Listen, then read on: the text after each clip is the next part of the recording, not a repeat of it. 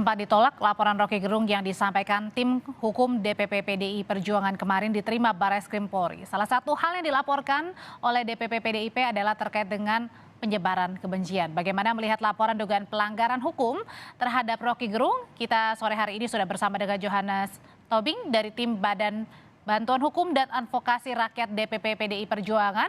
Juga ada Ketua Badan Pengurus Nasional Perhimpunan Bantuan Hukum dan Hak Asasi Manusia Julius Ibrani dan tenaga ahli utama KSP Johannes Joko. Sore Bapak-bapak. Sore Mbak Audrey, sore Pak Yohanes, sore Mas Julius. Yang pertama saya ke Bang Jo dulu. Bang Jo, jadi kemarin setelah laporan diterima oleh Barreskrim, sebenarnya apa saja sih yang dilaporkan? Ya, kami memang dari pagi sampai malam cukup alot diskusinya, bahkan perdebatannya cukup keras juga. Karena soal ini terkait dengan undang-undang yang baru untuk yang dimaksud apakah ini menuju personal ke pribadi seseorang, memang ini menuju kepada golongan masyarakat atau kelompok gitu ya. Maka perdebatan kita itu menuju kepada bahwa memang kami menyampaikan ke penyidik bahwa sudah terjadi ini keonaran, sudah terjadi kegaduhan di tingkat nasional. Apa bukti terjadi kegaduhan? Hari ini banyak pelaporan dari seluruh Nusantara nih. Nah, maka disepakati menerima Undang-Undang Nomor 1 Tahun 46 itu, Pasal 14 dan Pasal 45. Terkait kepada golongan bahwa memang ada yang merasa dirugikan, ya. Jadi akhirnya pakai undang-undang ITE juga tuh. Jadi artinya bukan undang-undang yang menggunakan personal pribadi ya, tapi golongan ya? Ya, jadinya SARA lah kan, SARA. Jadi undang-undang ITE pasal 28 tuh ayat 2. Jadi pada dua pasal itu penerapannya akhirnya penyidik Barreskrim setuju untuk menerima laporan kita gitu. Oke, sebenarnya Bang Jo, poin mana saja sih yang dititik beratkan oleh DPP PDIP sehingga harus melaporkan peristiwa Rocky Gerung ini ke Barreskrim? Satu kan begini, kenapa menjadi kepada antar golongan menjadi SARA? Bapak Presiden ini kan dipilih hampir jutaan orang, bahkan puluhan juta yang memilih dia kan gitu ya. Nah, jadi ketika dituduh, difitnah, dilecehkan, dihina gitu ya. Jadi orang-orang yang merasa mencintai Pak Joko Widodo ini itu yang merasa dirugikan. Oke. Nah, jadi tentu bagaimana orang-orang yang mereka cintai sebagai presiden yang sah terpilih secara konstitusi dihina, dilecehkan, belum kepada simbol negara yang mereka robek-robek, injak-injak. Nah itu. Jadi menyangkut kepada itu kita pasalnya lebih menitik beratkan kepada itu. Oke, fitnah dan kebencian tadi ya Bang Jo ya. Tahan dulu sampai di sana Bang Jo, saya mau ke KSP, ada Pak Johannes. Pak Johannes, jadi kan kalau tadi beberapa waktu lalu Pak Muldoko sempat konferensi pers bilang bahwa ini menghina dan sekaligus juga menyerang pribadi dari seorang Pak Jokowi. Menyerang pribadi Pak Jokowi yang dimaksud adalah?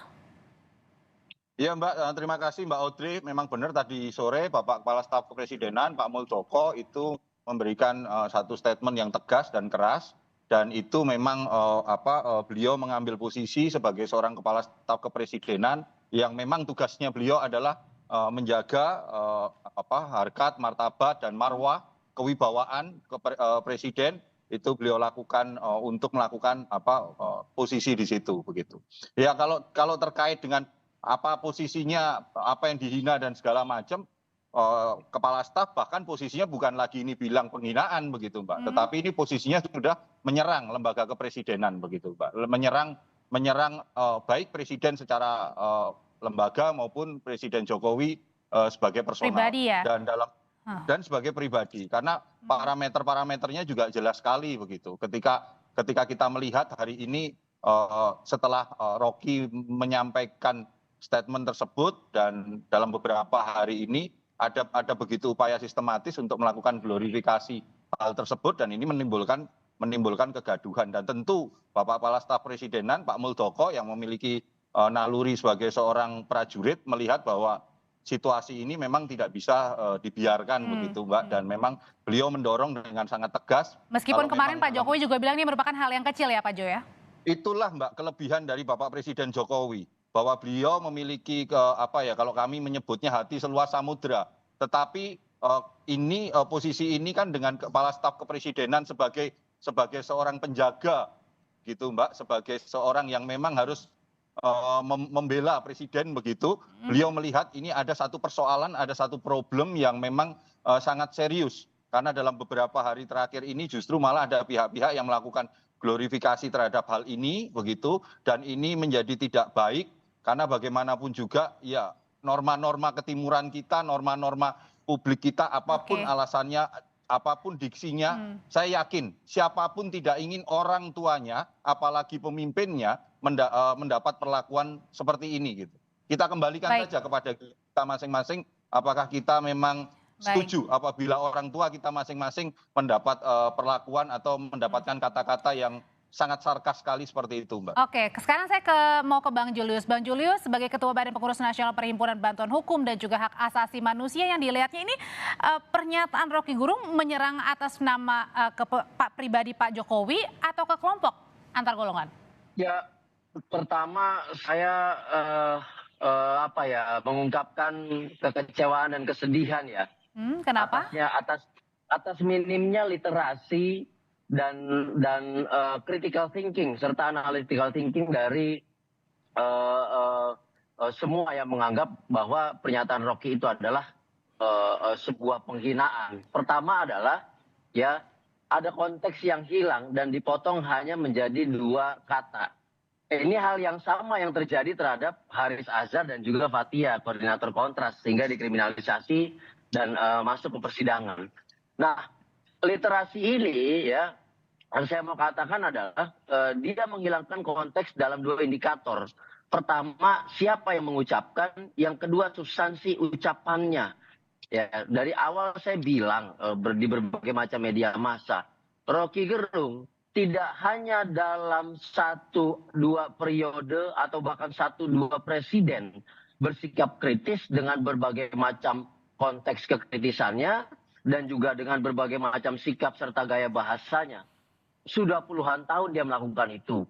Yang kedua adalah Roky Gerung menyasar pada satu momen kenegaraan di mana lembaga kepresidenan berkunjung ke Tiongkok lalu bicara soal kebijakan kenegaraan, kebijakan publik yang namanya IKN.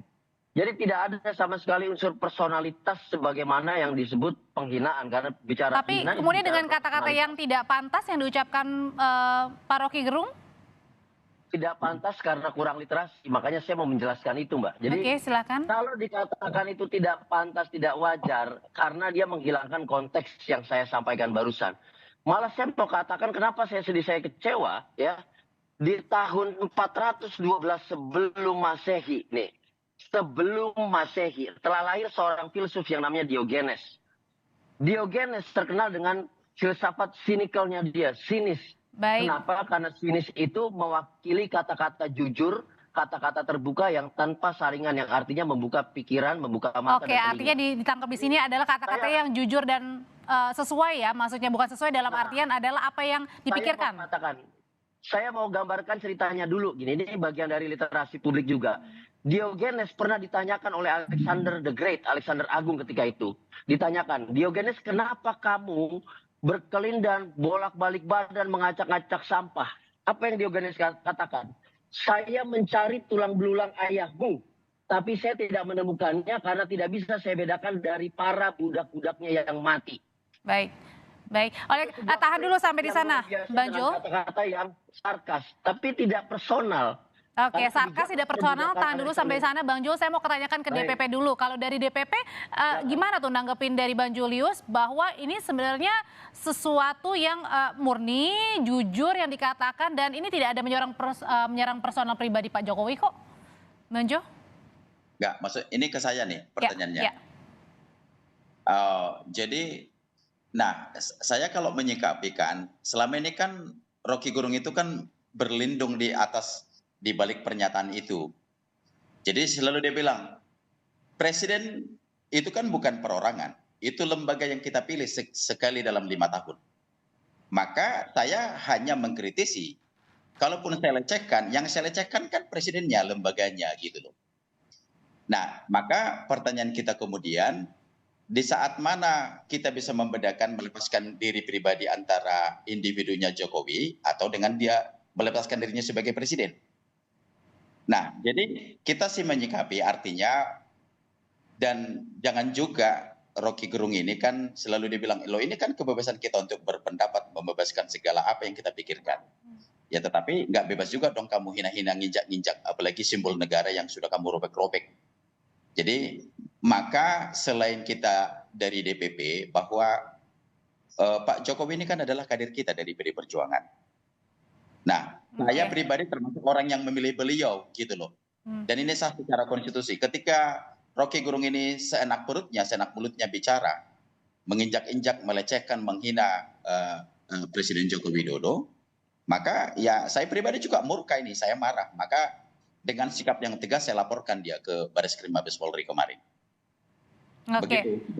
Oke, kalau gitu dari Pak Jo sendiri, kalau dari Istana dan juga KSP ini melihatnya bagaimana antara tadi ya kebebasan berpendapat dan dugaan menyerang pribadinya Pak Jokowi?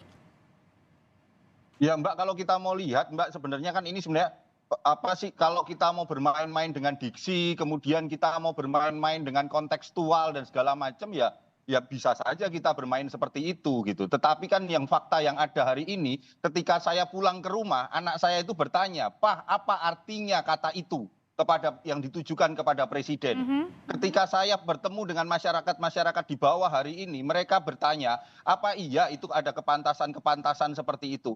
Maka Mbak, kalau menurut saya, ayo kita kembalikan kepada diri kita masing-masing. Apakah kita rela, apakah kita mau orang tua kita diperlakukan, dikata-katain seperti itu? Maka saya ingin menegaskan Mbak, Bapak Jokowi itu sebagai orang tua biologis, dia hanya punya 3 anak. Tetapi beliau sebagai seorang pemimpin, siapapun, bisa Pak Prabowo, bisa Pak Soeharto, bisa Pak Karno, sebagai seorang pemimpin, beliau punya jutaan anak-anak ideologis. Yang anak-anak ideologisnya itu memiliki tingkat emosional yang berbeda-beda. Inilah yang harus kita jaga Mbak. Dalam situasi tahun politik hari ini, janganlah kita justru malah para elit berdansa-dansi gini, para intelektual bermain kata-kata hanya untuk memperkeruh suasana. Itu dari saya Mbak. Jadi artinya adalah yang dilihat di sini ada di balik makna dari kata-kata yang diucapkan seorang Rocky Gerung terkait dengan tadi ya, penggorengan di politik. Tidak perlu kita melihat makna dan segala macamnya. Masyarakat sekarang tahu. Umum, Anda tanya ke masyarakat bahwa arti kata itu apa, dan itu ditujukan secara sarkas, apa tujuannya. Itu yang mereka tahunya seperti itu, dan kemarahan dan emosi masyarakat di bawah, terutama di kalangan para pendukungnya Bapak Presiden, itu hari ini kantor staf Presiden lagi terus berupaya untuk mencoba menahan itu. Dan sikap positioning kami tegas. Ini bukan lagi penghinaan, tapi ini adalah upaya untuk menyerang marwah, martabat, dan kewibawaan presiden. Oke, terakhir ke Bang Julius. Bang Julius, kalau dilihatnya ini menyerang martabat marwah Pak Presiden, kemudian juga ada di balik makna dari kata yang diucapkan Rocky Gerung di tengah manasnya politik. Saya kasih yang enteng dulu ya. Ya. Presiden Jokowi sudah menganggap bahwa itu bukan masalah. Jadi semua yang menganggap itu masalah tidak dapat mengatasnamakan Presiden Joko Widodo. Yang kedua adalah Presiden Joko Widodo dan juga DPR ya menyusun sebuah KUHP baru di mana delik penghinaan ini adalah aduan. Jadi harus presiden langsung. Nah, semuanya ini mematahkan statement-statement tadi dari Bang Tobing ataupun Bang Jo. Nah, saya mau satu lagi begini. Saya akan stick pada persoalan kekurangan literasi ya. Bahkan seorang sutradara seni saja yang namanya Quentin Tarantino, dia menggambarkan sekelompok tentara Yahudi yang melawan rezim Nazi ketika itu Adolf Hitler dan menyebutnya sebagai. Jadi artinya ini adalah kekurangan literasi ya kalau menurut dari Mbak Audrey, makna Inglourious Bastard? Makna Inglourious Bastard itu adalah bajingan yang tidak mulia karena dia melakukan perlawanan yang keras, melakukan perlawanan yang berdarah-darah, tapi dia melawan satu rezim otoriter yang membantai Yahudi ketika itu. Jadi yang tidak ditangkap kekurangan literasinya adalah dia hanya membaca 2 kata dan tidak mampu membaca kata-kata sampai konteks. Tahan dulu sampai di sana. Itu aja. Tapi Mbak. Ya silakan Pak. Tapi gini dong kan, bilang-bilang bajingan-bajingan itu maksudnya apa? Bajingan, bodoh, Mohon maaf, tolol. kita lagi live, Bapak. Halo? Iya, kita lagi live di sini. Mengingatkan saja bahwa mungkin Mbak. bisa diganti dengan kata-kata yang Iya. lebih pantas. Maksudnya loh, Hmm? kita kan mau pertegas, itu kata-kata kritik apa yang mau dibangun dengan kata-kata itu? Kan nggak boleh dong, kamu bebas mengkritik apa saja. Jadi kamu sekarang gini deh, untuk membantah semua kritikan yang disampaikan oleh Rocky Gerung itu. Pak Joko Widodo itu hari ini tingkat kepuasan masyarakat terhadap kinerja itu dan 80%. Kalau beliau tidak seperti yang dituduhkan itu, tidak akan mungkin ada tingkat kepuasan itu. Itu membantah Baik. semua apa yang disampaikan oleh Rocky Gerung. Baik, terima kasih kalau gitu. Mbak Audrey. Saya pikir Singkat saja dari KFP, singkat saja karena waktunya terbatas, silakan.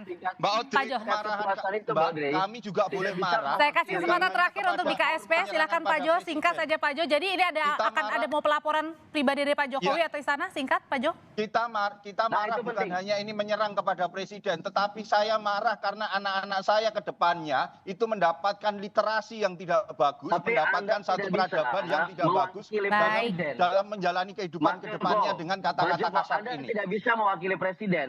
Kalau Anda mengatakan Saya- bisa mewakili presiden, Baik, mohon maaf Bapak-Bapak saya potong karena waktunya terbatas. Terima kasih. asal